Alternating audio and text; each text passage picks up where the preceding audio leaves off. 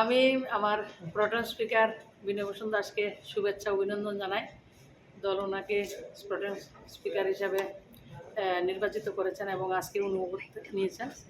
আপনারা জানেন 2 তারিখ রেজাল্ট হয়েছে এবং আমি 2টা জায়গাতে সদস্যতা আমার রয়েছে, 2টা জায়গাতে সদস্যতা সম্ভব নয় রাখা। তো তার জন্য দল আমাকে লোকসভা এবং মন্ত্রী থাকার সত্ত্বেও বিধানসভা লড়ার অনুমতি দিয়েছেন, আদেশ করেছেন, সেটা আমার অত্যন্ত গর্বের বিষয়। এবং দলের নির্দেশে আজকে আমি ধনপুর বিধানসভা কেন্দ্রের যে সদস্যপদ সেটা আমি রেজিগনেশন দিয়েছি এবং আপনাদের মাধ্যমে গোটা রাজ্য নয়, শুধু ধনপুর নয়, শুধু গোটা রাজ্যকে আমি ধন্যবাদ জানাই এবং ধনপুরের যারা গণদেবতারা, যারা নাগরিকরা, সবাইকে আমার প্রণাম, শুভেচ্ছা, কৃতজ্ঞতা। এবং আমি যে প্রতিশ্রুতি নির্বাচনে দিয়েছিলাম প্রত্যেকটা কাজ আপনাদের সঙ্গে থেকে সরকার সঙ্গে কথা বলে, সবার সঙ্গে কথা বলে ধনপুরের যতটা ডেভেলপমেন্ট করার আমি অঙ্গীকার করেছি, আমার দল করেছে, সবটা আমরা